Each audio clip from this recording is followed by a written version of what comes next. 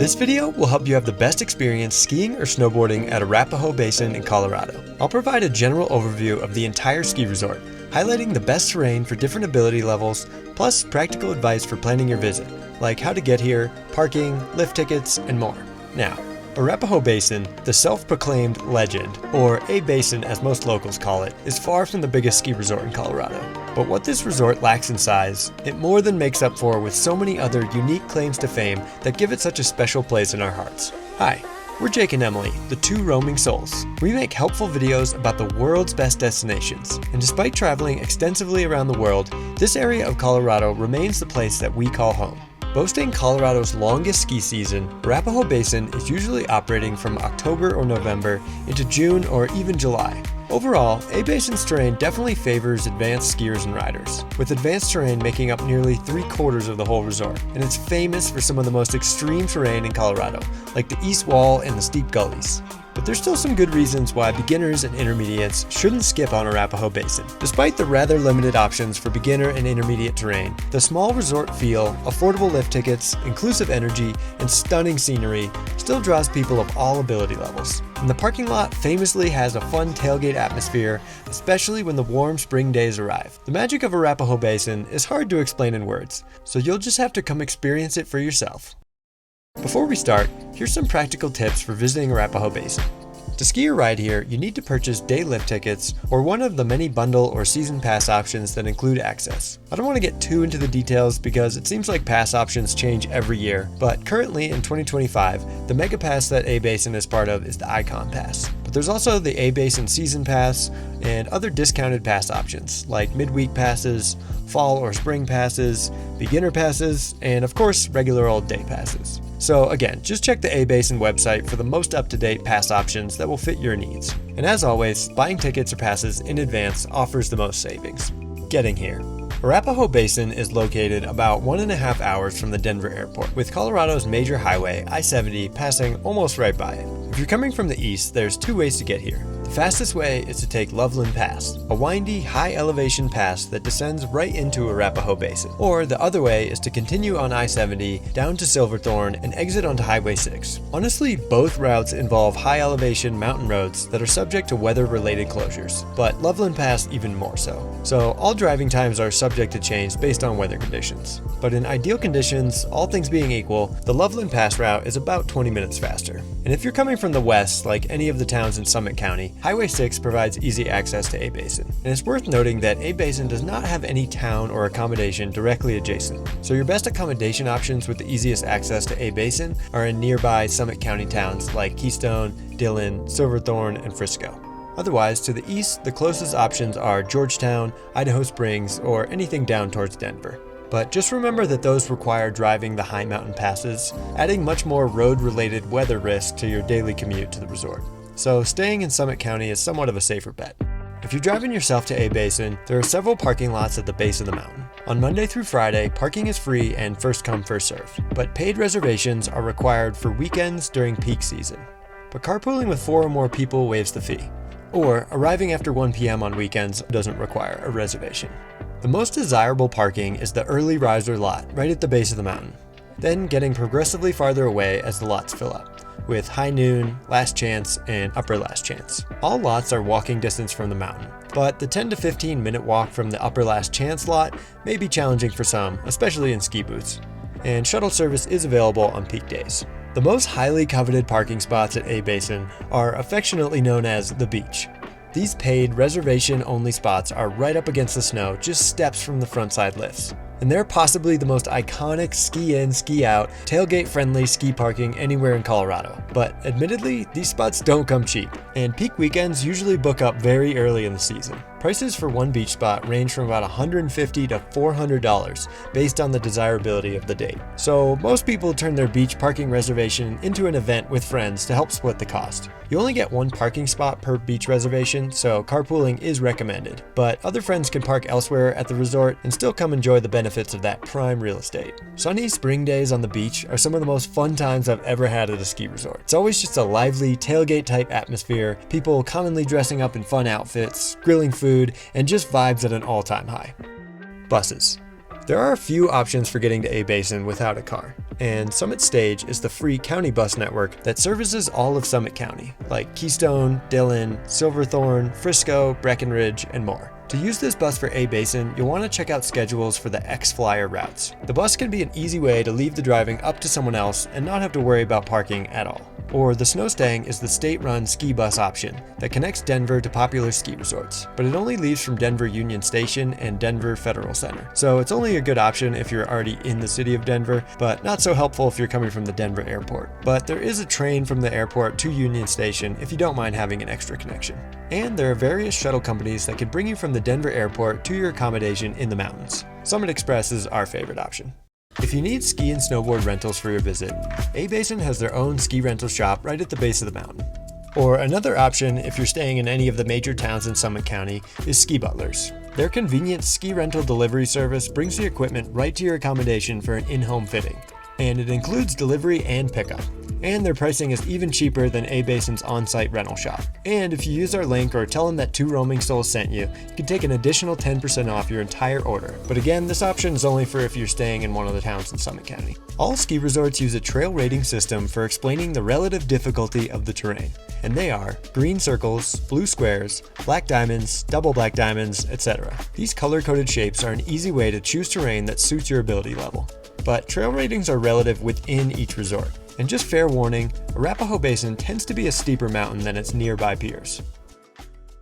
How to begin your day at Arapahoe Basin.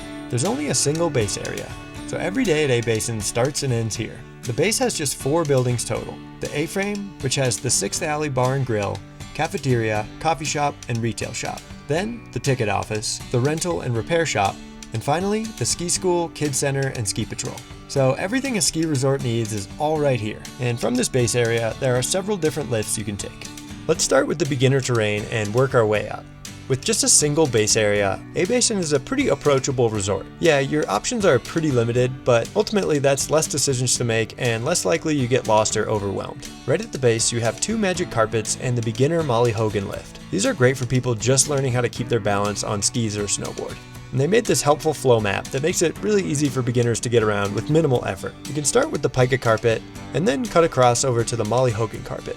Carpets are a good way to get uphill without learning how to load or unload a regular chairlift. But if you're feeling comfortable, then take the Molly Hogan lift to get some low pressure practice on a slightly longer slope. And something you might consider checking out is the discounted beginners only lift ticket, just for Molly Hogan and the 2 magic carpets. But if you progress beyond just the short Molly Hogan run, you'll want a full access pass to be able to ride the Black Mountain Express, or BMX for short. This brings you up to access the only other green circles at A-Basin.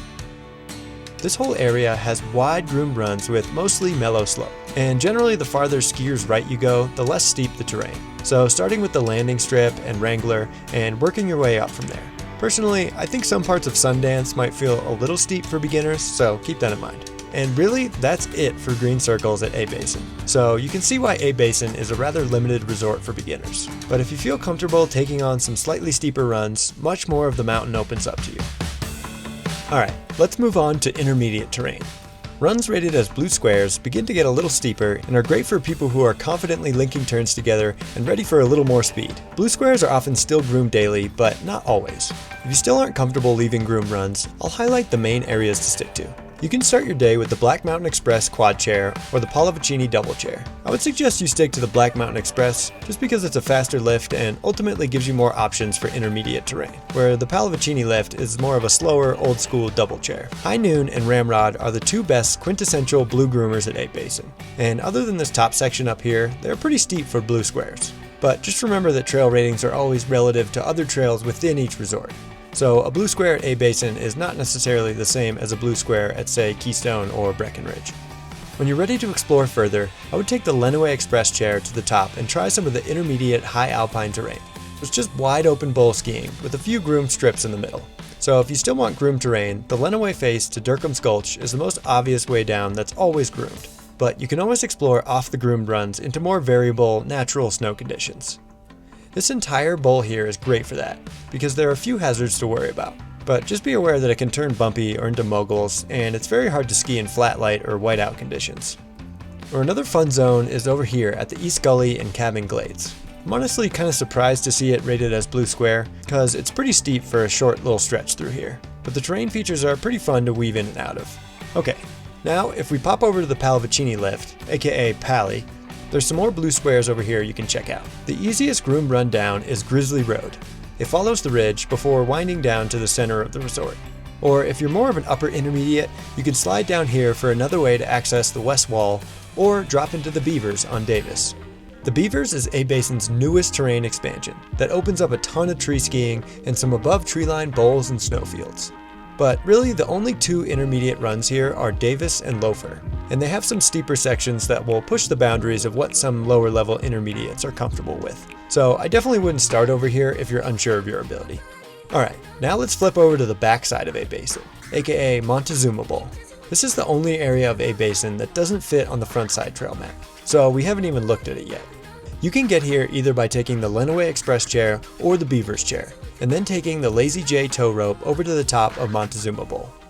The two main groom runs in this bowl are Larkspur and Columbine, beginning parallel at the top of the bowl and splitting down to the left and the right of these trees and cliffs in the middle. Both runs are great for that cruising top to bottom groomer feel. And Miner's Glade is great for people looking to try a little tree skiing, but that's not too steep or densely packed. And for Elk Meadows, I would just urge caution, because the Mountain Goat Traverse is bumpy and often icy or showing thin coverage. So while you can probably ski Elk Meadows comfortably, it's not going to be that fun for your average intermediate skier to get over here. And that basically wraps up the intermediate terrain at A-Basin. So I think you can see that while technically you can explore most of the resort, you're still pretty limited to just a few blue squares in each zone. So plenty for a couple of fun days of skiing, but after a week you'd probably be ready for a little more variety. But hey, like everything at A-Basin, it's hard to be too upset with views like these. Alright, let's move on to the advanced terrain. The aspect where Arapahoe Basin really shines. With tons of tree skiing, big mountain terrain, tight chutes, hike 2 gems, this is an advanced skier and snowboarder paradise. And the black and double black diamonds here are seriously no joke. Like terrain that will force even the most experienced to think twice about their line. But admittedly, the downside of all this steep advanced terrain is that it really requires good snow coverage to be skiing well. So that usually means waiting until mid or late season, and then also getting lucky with some fresh snow to soften things up. So despite getting as many powder days here as I can, there's still a bunch of lines left on my bucket list. And for filming these videos, I usually prioritize filming on sunny days, just so it's easier to see what I'm talking about, but consequently, the footage I do have isn't exactly dreamlike conditions. So you'll just have to use your imagination a little for what it can be like on a good powder day. Alright, now with those disclaimers out of the way, let's begin with the front side. On the lower part of the front side, the single black diamond runs are concentrated here, so you can ride the BMX chair or the Poly chair. BMX just gets you the mogul runs of Exhibition and the Gulch, and Poly lets you drop into any of these runs along this face. These upper runs are more open and keep you high enough to cross over to the Lenawee Express. Or you can take the Grizzly Road to access these runs and tree skiing that ultimately take you back to the base area. All of these black diamonds are awesome on powder days, turning more into moguls the longer it's been since the snowfall. And there's few, if any, cliffs or other hazards to worry about here. But for more advanced terrain, Poly services a ton of double black extreme terrain. If you want steep and challenging but still want to stay out of the trees, there are kind of two main valleys, International and Pally Main Street. And surrounding those spots, there's tons of really narrow runs and steep tree skiing. The Pallavicini Bowl up top is my favorite place to start. It consistently gets extra snow just blowing in over the cornice, and from there you can decide on a few different routes to go. I absolutely love the Pally terrain on a powder day, but without fresh snow to help slow you down, it's honestly pretty intimidating to get through a lot of these tighter trees. So I wish I could say I've skied every line up here, but honestly it feels like there's never enough powder days in a lifetime to ski it all. Moving to the right, the Steep Gullies is a hike to, or rather hike back section of terrain that is exactly what it sounds like. 8 steep and technical gullies that are the most extreme terrain at A-Basin. It's all about a 40-degree slope and requires a 30-minute hike back to the base area. And it's the most difficult area for ski patrol to rescue you. So this is definitely an experts-only section of the mountain, and you should always go with a buddy. There are 2 gates to access the steep gullies. The first gate for 1 through 3 is found by following the ridge down from the top of Poly. The second gate for 4 through 8 is a little harder to locate, and it's found by dropping into the east woods and cutting high to find this gate. Gullies 1 through 3 have pretty tight entrances, so you gotta find your path and really commit. Number 4 is known for being a little less intimidating with a wider entrance, and 5 through 8 get progressively shorter and tighter. There are a couple more zones adjacent to the steep gullies that can also be good powder stashes, like Christmas trees, janitors only, the cellar, and bald spot, all accessible by their own gates and requiring a hike out. And maybe now is a good time to mention that you should always obey any terrain closures. Really, any terrain could be closed by ski patrol for safety reasons, but it's more common with this most extreme terrain. Alright, now let's move on to the beavers. Above treeline, the Beavers has some bowls and snowfields that are great hazard-free black diamond terrain. In my experience, this area is kind of all low angle and has pretty windswept conditions. So personally, I find that the Beaver Bowl is better skiing because of its aspect and it holds the snow a little better. But really, the Beavers is all about the tree skiing, and there's tons of it. If you're looking for less dense trees, it's all up here just below the tree line. Then below that, the trees start to get more dense, but not nearly as much as the trees on Pali. And also, they did some selective thinning of the trees that makes the spacing just really nice in a lot of spots. So to me, the Beavers just has the best tree skiing at Arapahoe Basin. Between the pitch, the tree spacing, and the sheer volume of acreage, you're bound to find some good snow out here. My two favorite zones are taking Marmot and then down through Faculty Club. Or over in the West Trees, the Glockenspiel Glade is another favorite. Alright, now let's talk about the crown jewel of extreme terrain at A-Basin, the East Wall. This is the most iconic terrain at A-Basin, and mostly because it's so visible. This wall dramatically encircles the left side of the resort, and whether you ski any of it or not, you're sure to spend a good amount of time just admiring these amazing mountains. Riding up Lenawee Chair, it's fun to just scout potential lines or watch people attempt things you wouldn't dream of. But something important to know is that due to the steep and rocky nature of the terrain, the East Wall usually doesn't open until mid-February to mid-March depending on conditions. So just don't get your hopes up to ski it in the first half of the season. The upper part of the East Wall is roughly divided into 3 different zones of Hike 2 terrain. All of these hikes are pretty exhausting, especially for people not acclimated to the high elevation. The most popular is the North Pole area, and you can get there from the top of Lenawee, Zuma, or the Beaver's Chair. This is about a 15 to 20 minute hike from the North Pole hiking gate. First you reach a little sub-peak that's a good place to catch your breath and take in the incredible views. And from there, you ski down a little along the ridge to reach the first descent options. The ways down from here are all pretty clearly defined, separated into First Notch, Second Notch, Narrow North, and North Pole. First Notch is the first one you come to, and it has a pretty wide entrance. So for anyone really excited to just send it, it's a pretty popular route for people to choose. Whereas Second Notch has a much more intimidating entrance because it requires a rope rappel down. So having a way to carry your equipment on your back is recommended. And you need to be experienced with strapping or clicking back in on a steep face. But once you're in, the notch does open up into a decently wide path. First and Second Notch are pretty well defined couloirs. Then Narrow North provides a little more variety for path options, splitting into a couple different paths. The entrance appears much wider, but in my experience, thin coverage on this right side still makes the usable entrance narrower than it seems. And lastly, to reach North Pole, you need to hike another minute or so along the ridge. This is known as the widest path down the East Wall. So if you don't like the look of any of the other notches after scouting them out, North Pole is usually your easiest way down. The next areas of the upper East Wall are reached by entering the gate for the East Wall Traverse. First up along the traverse is Willie's Wide Staircase, which provides access to a few different zones. Willie's Wide is a pure boot pack up the snow, and it takes about 30 minutes and it's really steep, covering nearly 1,000 vert. From the top, you can ski down Willie's Wide or cut across to access snorkel or corner shoot. To me, all these faces are about the same, so I would just scout it out ahead of time and aim for the place that looks like it has the most untouched snow. And the last zone of the East Wall is the tree chutes. Honestly, I've never skied over here. Seems like it could be a good place to find untouched snow, but the more western-facing aspect makes the snow conditions less favorable than the other parts of the East Wall. Then, below the East Wall Traverse is some of my favorite terrain at A-Basin. The Land of Giants especially just has really interesting terrain. Lots of little cliffs and gullies that are so fun to navigate, kind of like a natural terrain park. And lastly, we flip over to the backside again for Montezuma Bowl. This is yet another incredible zone for advanced skiers and riders to explore. It's primarily southwest facing, so the snow quality back here is very dependent on the snow and the sun. But for powder conditions, or especially spring skiing, it's some of my favorite terrain at A-Basin, and much less technical than a lot of the other extreme terrain we've talked about. You can use the aforementioned Lazy J toe to access the middle and east side of Zuma Bowl, or wrap around the backside here to reach the west side of the bowl. And for what it's worth, it's actually easier to reach this from the top of the Beaver's Chair rather than the Zoomer Chair itself or Lenawee. The less steep bowl skiing is over here below the Mountain Goat Traverse. And for more extreme terrain, the west side is where it's at. It's just a massive steep bowl bowl with a big cornice up top, plenty of cliffs and rock features to add some variety. But it's not like super technical, so it's a fun place to really open it up. Much of the periphery of Zuma Bowl is harder to reach, so there's great powder stashes to be had out here. Either side is full of tree skiing that has great black diamond glades, and they even extend below the lift for some hike back terrain.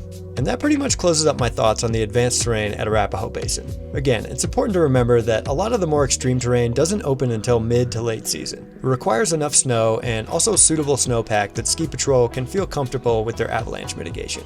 It's hard to give exact opening dates because ultimately it's at the mercy of Mother Nature. So places like Montezuma Bowl and the steep gullies often don't open till January or February, and the east wall even later, sometimes not opening completely until March. So oddly enough, when other ski resorts might be ramping down for the season, A-Basin is really just hitting its prime.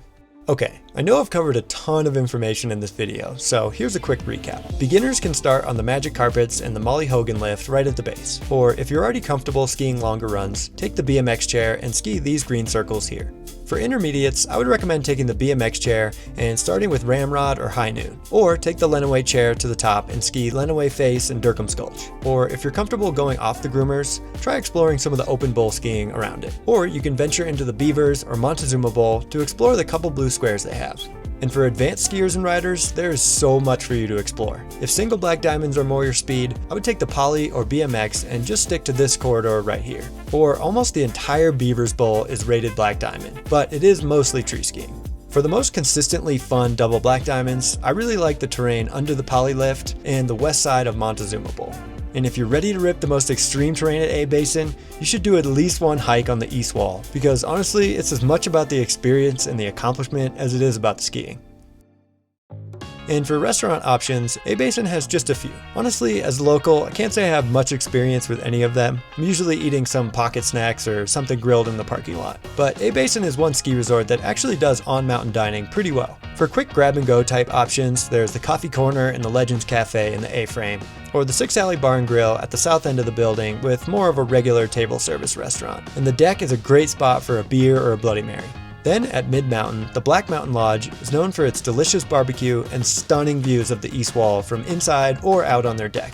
And lastly, two newer options up the Lenawee chair are the Stellhang Hut for German-style pub food and drinks, or Il Refugio, the European-style bistro that's the highest restaurant in North America. If you're interested in how A-Basin compares to other nearby ski resorts, check out our other videos about Keystone, Breckenridge, Vail, and more. If you found this video helpful, please give us a thumbs up and subscribe for more videos, and we'll catch you on the next one.